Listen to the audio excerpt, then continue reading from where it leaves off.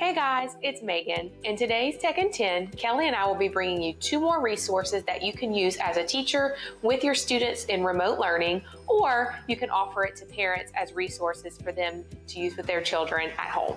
Let's dive in with our first resource, Quizziz. That's right, you heard me correct. Quizziz with a Z. Quizizz.com. Check this out. It's going to be really great. It's free for you. It's free for your students, and there is no additional login information that they have to create in order to play. So here we go. Let's go ahead and get you either signed up or logged in. If you've never made a Quizziz account before, you're going to want to choose the sign up feature up here in the top corner. From here, you can either sign up with Google or enter in an email that you'd like to sign up for. If you already have a Quizziz account, you can go to the login button and then enter in with your credentials or with Google. I love that it syncs with Google because that makes that a lot easier for me as the teacher, and I can also upload these quizzes to my Google Classroom and things like that I'll show you in just a second. Once you're in, this is the kind of dashboard page that you'll see. Looks like there's a lot going on, but it's really just giving you some recommended quizzes that they think that you would like based on what you put in your profile. But what you're going to want to focus on is these 2 up at the top, find a quiz, create a quiz, and then these filters and options over here along the side. First things first, you need to find a quiz or create one.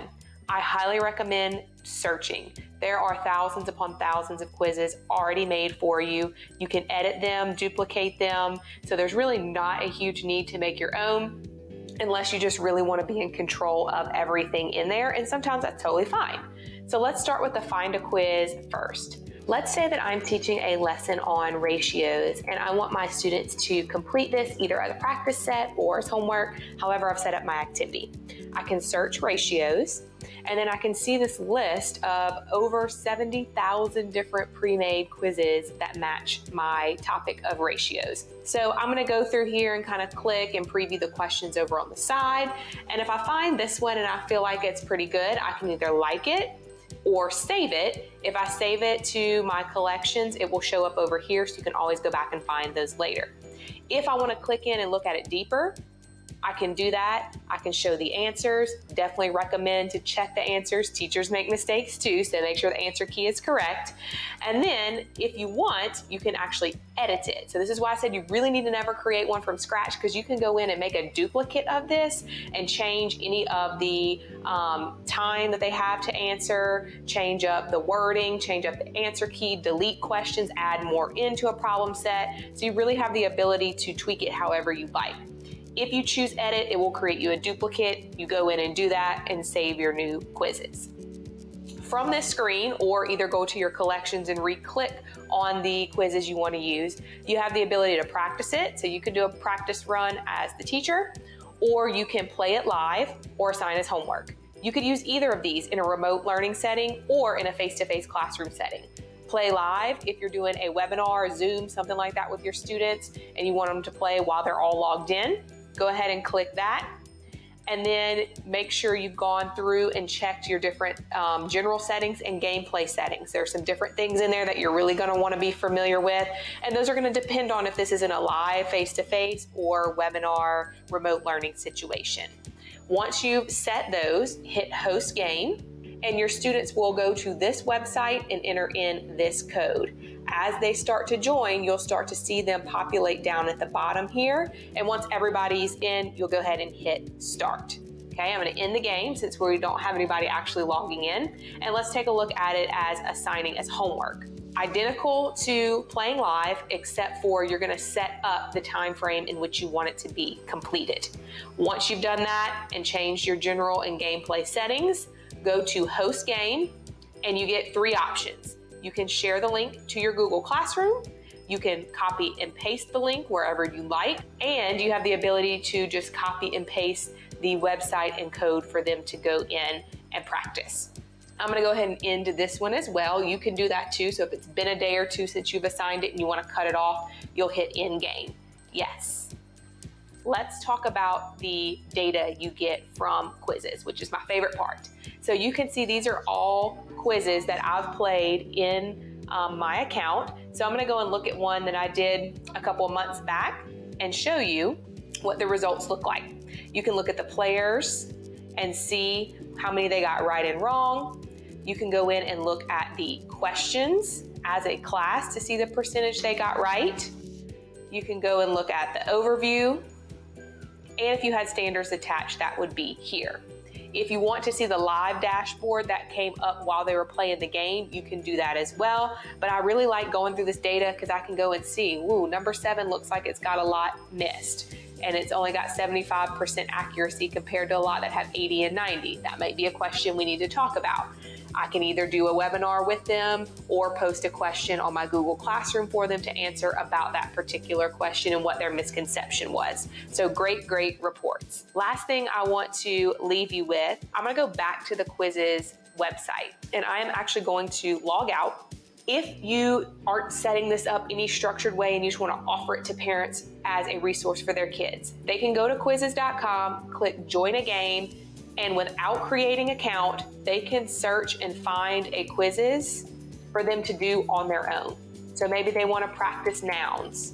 They go in, hit play, and then on their own, they're just in there practicing by themselves as a resource to continue their learning. This is what it will look like if they play live or for homework. It'll tell you if you got it right or wrong, what the right answer is, give you a cute little meme, and then pass you to the next question until you finish the 11 questions that are in this problem set.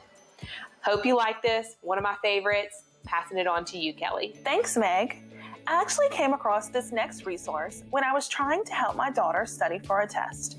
It is so hard to teach our students how to study, especially the younger ones. We were struggling with having her just read through her study guide and then calling out the material to her. So this is when I discovered Quizlet. Quizlet is an amazing website that allows the teacher, or in my case, the parent, to upload or type out material for the student to review and learn. So let's sign in and check this out. I created an account as a parent, which is always free. For a full teacher account, it is $3 a month, which equals $36 a year. But in my opinion, I would have paid a lot more for how much this helped us. As you can see here, I created a fake class, then added my daughter to it. I also installed the Quizlet app on her iPad so that she could view all of the material and games there, as well as on a computer or Chromebook. To start a question set, just click on the Create button at the top of the screen. You can then give your set a quick title and begin putting in your content. You can even import from Word, Excel, or Google Docs if you have something already created. So let's pretend that we don't have anything preset and we want to start from scratch. It's super simple to do. The terms go on the left side with the definitions on the right. What I love is that the preset definitions automatically populate as you begin typing. So for example, let's say we are studying the parts of speech. So if my term is adjective, I can then move over to the definition and it will start to populate options for me. I can even click on the image button to include an image or a diagram. After I finish my set, I can then click the Create button and also send it to my class. So I can add right here to my class. So let's go back and see how a set will look for a student. So I have a set right here that we're going to go ahead and open up. And so this is what I want to show you. I can see my study material as a flashcard format, which is wonderful for reviewing material and truly studying the content. But there are also other activities the students can do, such as spelling, writing, a practice test, and even a matching game. My daughter loves the gravity game, which actually turns it into a test, but it's a game where they have to answer the questions before the asteroid hits the ground. So this was a quick look into Quizlet, but make sure to go and check out all of the features that they offer.